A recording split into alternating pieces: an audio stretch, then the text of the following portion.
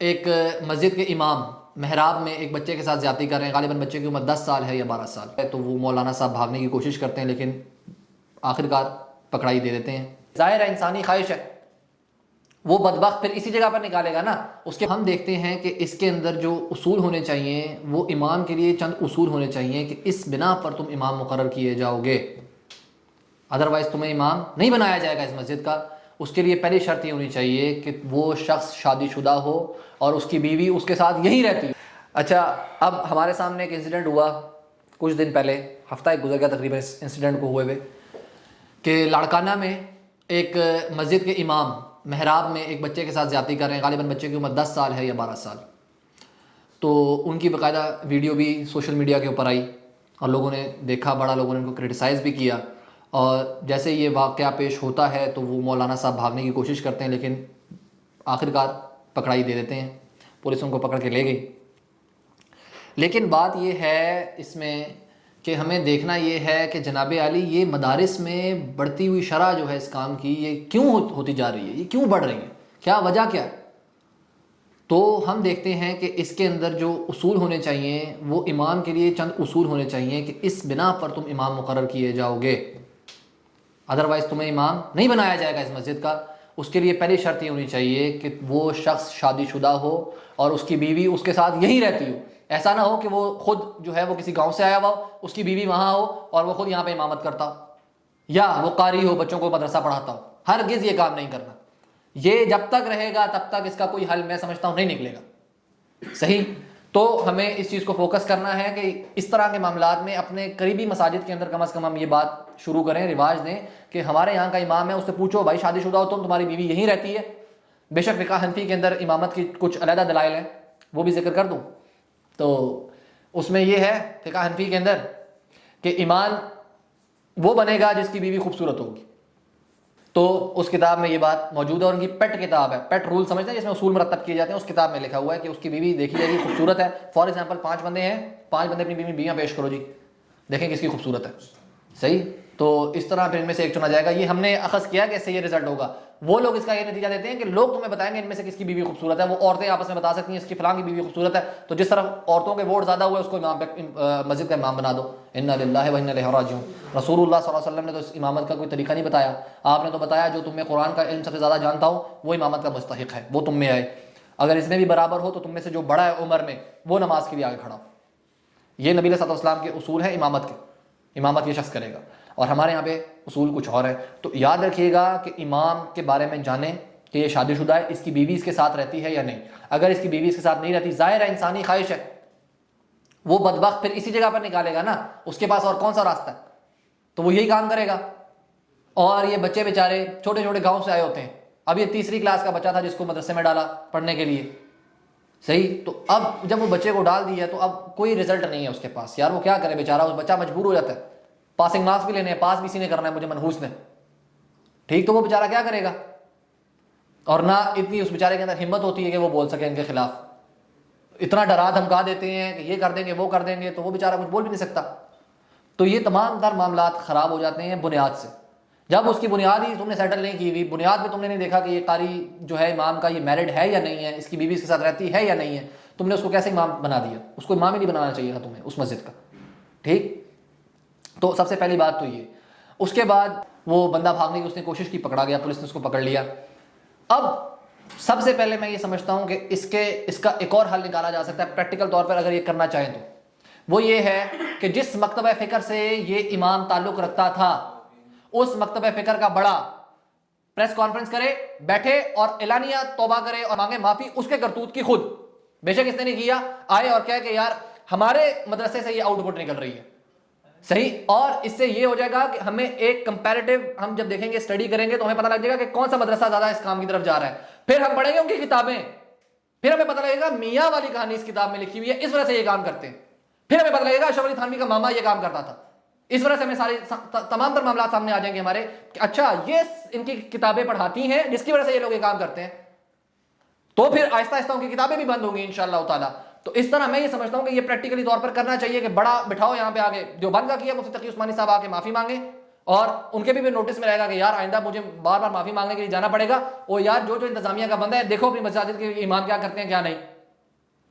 صحیح، تو ان کے اوپر ایک چیک اینڈ بیلنس کا سسٹم چل جائے گا، ایک رول آف لا لگے گا انتظامیہ کی طرف سے کہ یار ہر ایک بندے کی طرف نظر رکھو کہ یہ کیا کام کر رہے ہیں کیا نہیں، کیونکہ بار بار مفتی تقی عثمانی صاحب کو پریس کانفرنس کراچی میں کرنی پڑ رہی ہے، بار بار مفتی منیب الرحمان کو کراچی میں پریس کانفرنس کرنی پڑ رہی ہے، ان کو تکلیف ہوگی اس بات سے کہ یار ہماری عزت کا کچھ خیال کرو، تم کیا کر رہے ہو، ٹھیک ہے، سراج میر صاحب کو بھی کانفرنس کرنی پڑ جائے گی۔ الٹا آپ دیکھیں پچھلے دنوں کہ ایک اہل حدیث کا مولوی جس کے اوپر ایک الزام لگا، جناب علی پوری اہل حدیث کی جماعت نکل گئی اس کو چھڑانے کے لیے، صحیح ہے، بے شک اس کے اوپر ایک اگر تمہارے بقول الزام ہی لگا تھا، لیکن تم کم از کم فرنٹ مین کے تو نہ بندے سامنے آؤ، کوئی نیچے والی جماعت کے بندے آؤ، یہاں پہ اس کو چھڑانے کے لیے فرنٹ سے لیڈ کر رہے ہیں ابتسام الہی صاحب اہل حدیث کے، فرنٹ سے لیڈ آ رہی ہے بھائی جان۔ تو جب یہ لوگ گندے کرتوت کرتے ہیں اور پکڑے جاتے ہیں تب بھی فرنٹ پہ آ کے معافی مانگو لوگوں سے کہ ہم سے یہ غلطی ہوئی ہے، ہماری مکتب فکر کا یہ بندہ تھا، ہم معافی چاہتے ہیں، آئندہ کے بعد ایسا انشاءاللہ نہیں ہوگا، تو اس کے بعد یہ دیکھنا یہ بندے کے پتر بن کے رہیں گے انشاءاللہ تعالیٰ۔ تو میں سمجھتا ہوں ایک یہ پریکٹیکل حل ہے اس معاملے کا کہ ان کے بڑوں کو بار بار معافیاں منگواؤ تاکہ تمہارے پاس بھی ڈاٹا رہے، جو بندی کے اتنے بندے نکلے تھے، ان کے مدارس سے اتنے اماموں نے یا قاریوں نے بچوں کے ساتھ زیادتی کی ہے، شیعہ نے اتنوں کے ساتھ زیادتی کی ہے، بریلوی نے اتنے کے ساتھ، اہل حدیث نے اتنوں کے ساتھ کی ہے، کمپیریٹیو سسٹم سمجھ آ جائے گا، پھر کھولنا ان کی کتابیں کیا بتاتی ہیں، پھر کتابوں سے سمجھ آئے گا اچھا ان کی کتابوں میں یہ لکھا ہوا ہے تو انہوں نے تو یہ کام کرنے ہی کرنے ہیں، انہوں نے تو مجمع میں ساتھ اپنے لٹانا ہے ایک بندے کو اور کہنا ہے کہ کچھ نہیں ہوتا، خیر ہے، وہ کہہ رہا ہوگا بیچارہ کہ سرکار یہ آپ کیا کر رہے ہو، کہہ کوئی بات نہیں میاں چپ رہو، خیر ہے، چلتا ہے، ایسا ہی ہوتا ہے، تو ہمارے پھر اس طرح کی باتیں ہوں گی، تو یہ تمام تر باتیں پھر کتابیں اس طرح بند ہوں گی، تو اس طرح بھی میرا خیال ہے کہ یہ ہونا چاہیے، باقی اللہ ان کو توفیق عطا فرمائے۔ دوسرا یہ کہ اب جس بندے نے یہ کام کیا ہے اس کو جب تک شریعت کی سزا اس کے اوپر نافذ نہیں ہوگی، یعنی کہ وہ سنگسار نہیں ہوگا، تب تک اس کا کوئی حل نہیں نکلے گا، اور کیونکہ اللہ نے قرآن میں بھی یہ فرمایا کہ جب ایک عورت اور مرد زنا کریں، کیونکہ یہ بات اللہ قرآن میں بیان کرتے ہوئے بھی حیا محسوس کرے کہ ایک مرد کے ساتھ جب وہ زنا کرے تو کیا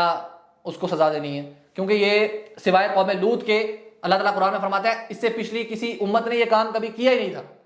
یہ بعد والے کرتوت سارے آئے ہیں ان کے اندر، لوط علیہ السلام کی قوم کے اوپر، تو اللہ نے ان کے اوپر ایک عذاب نازل کیا تھا، تو ان کو بھی جب تک تم سنسار نہیں کرو گے اور تمہاری ایک جماعت وہاں پہ کھڑی ہو کے ان کو نہیں دیکھے گی، جو قرآن کا رول ہے کہ ایک جماعت تمہاری وہاں پہ کھڑی ہو کر دیکھے ان کو جب پتھر لگ رہے ہیں، ان کو جب رجم کیا جا رہا ہو، تاکہ تمہارے اندر عبرت پیدا ہو، تم لوگ دیکھو اور تمہیں ذرا برابر بھی ان کے اوپر ترس نہ آئے، یہ ترس کے لائق ہی نہیں ہے۔ دوسری طرف یہ بات کہ اب اس بچے کے ساتھ معاشرتی طور پہ جو معاملات ہوں گے وہ ایک علیحدہ سسٹم ہے کہ ہمارا معاشرتی معاملہ جو ہے، اب دیکھیں اللہ کا شکر میں ادا کرتا ہوں، وہ ویڈیو میری نظر سے گزری، اس بچے کی شکل نہیں رہی، یہ اللہ کا بڑا کرم ہے،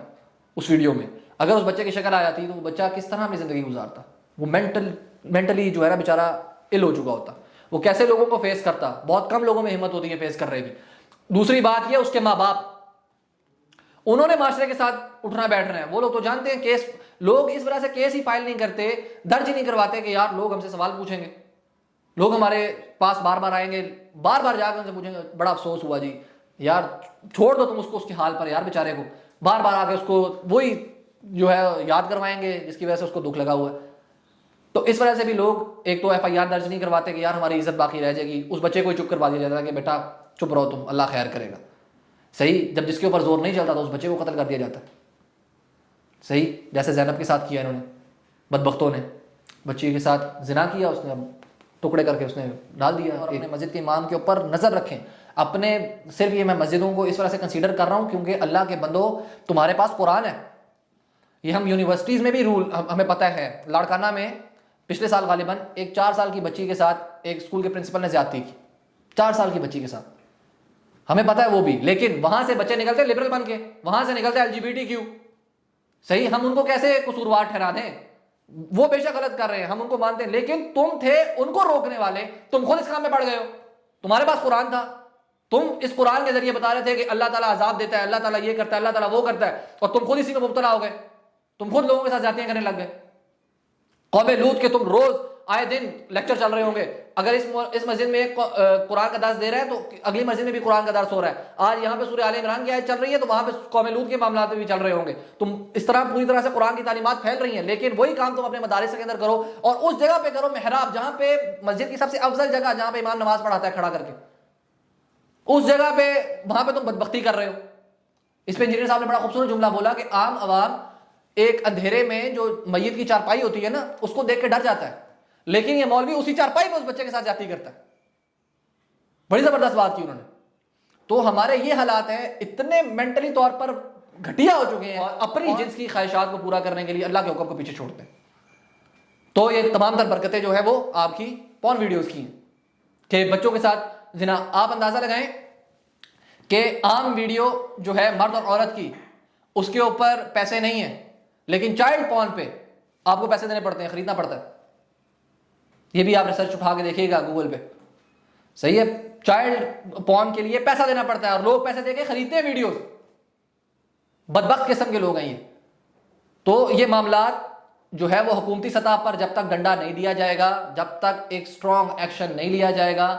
جب تک ان تمام تر مولویوں کے بڑے مولویوں کو کھڑا کر کے ان سے معافی نہیں منگوائی جائے گی، ان سے اللہ توبہ نہیں کروائی جائے گی، یہ معاملہ نہیں ٹھیک ہوگا. صحیح ہے. انتظامیہ خود فوکس کرے گی، محکمہ اوقاف بھی ذرا ٹھیک ہو جائے گا کہ ذرا ہم دیکھیں جن اماموں کو ہم نے لگایا ہے ذرا ہم ان کی ذرا اچھی سے جانچ پڑتال بھی کر لیں، پھر ریلیجیس افیئر سے ان کے اچھے طریقے سے کاغذات بھی پاس ہوں گے، تب ہی جا کے معاملہ سیٹ ہوگا. ادروائز معاملے کو کوئی ہمیں حل نظر نہیں آتا. آئے دن نیا معاملہ، آئے دن نیا معاملہ، کبھی لڑکانہ میں، کبھی جو ہے وہ قصور میں، قصور پہ تو بہت زیادہ ہوتے ہیں، کہیں نہ کہیں یہ معاملات چلتے پھرتے رہتے ہیں. تو بھائی جان جو علم بردار ہیں قرآن کے، وہی جب یہ کام کرنے لگیں گے، اسلام کو دنیا میں بدنام کریں گے. اب یہ کوئی غیر مسلم ویڈیو دیکھ لے، کیا اثر جائے گا اس کے اوپر؟ وہ کہے گا ہمیں پتہ لگ گیا تم کتنے مسلمان ہو. صحیح ہے. یہ کام تو ہم نہیں کرتے جو تم کرتے ہو، بدبختو. تم نے جو ہے ہمیں چورن بیچا ہوا ہے کہ اسلام بڑا صاف ستھرا پاکیزہ دین ہے، تمہارے عمل بتا رہے ہیں کہ یہ کیا کرتوت ہے. دیکھیں یاد رکھیے گا، ہر جس طرح کہا جاتا ہے نا کہ ہر بندہ اپنے گھر کو ریپرزینٹ کر رہا ہوتا ہے جب وہ باہر نکلتا ہے. تو انسان کہتا ہے نا کہ پورا اپنا خاندان لے کر وہ چل رہا ہوتا ہے، جب وہ باہر جا کے لوگوں سے گفتگو کرتا ہے وہ بتاتا ہے کہ یار میں فلاں خاندان سے آیا ہوں. تو اسی طرح جب ایک مسلمان معاشرے میں نکلتا ہے تو وہ اپنے دین کو ریپرزینٹ کر رہا ہوتا ہے. اس کو چاہیے کہ میں پوری طرح سے اپنی طور پہ اپنی محنت کے ساتھ جتنا میں کر سکتا ہوں اللہ کی توفیق سے اتنا میں کروں، اور میں پورا مسلمان بن کے دکھاؤں تاکہ لوگوں میں ایک معاشرے میں ہمارا روب رہے کہ یار مسلمان اس طرح کے ہیں، یہ غلط بات برداشت نہیں کریں گے. اس کے سامنے آ کر کسی نے کہہ دیا کہ فلاں بچی کے پاس میں گیا تھا تو یہ اس کا غلط گرمان پکڑ لے گا کہ تو نے کام یہ کیا کیوں. یہ مسلمان کے اندر بنیادی اصول ہونے چاہیے، جو اس کے اندر اخلاقیات ہونی چاہیے بنیادی، کہ وہ غلط بات تو برداشت کرنے کے بالکل جواز ہی نہیں ہے اس کے پاس. وہ کہتا ہے نہیں غلط بات میرے سامنے نہیں کرنی، چوری کرو گے یہ پکڑ کے لے جائے گا تمہیں کہ چلو تم تھانے چلو تم نے چوری کی ہے. تو اس طرح کے معاملات ہوں گے. اپنے آپ کو مسلمان بنائیں گے، اپنے آپ کو ایک مسلمان ریپرزینٹ کریں گے دنیا کے سامنے. پورا اسلام آپ کے ساتھ چلتا ہے، یاد رکھیے گا. آپ کی زبان، آپ کا ہر عمل ایک غیر مسلم کو بتا رہا ہوتا ہے کہ مسلمان کون ہے.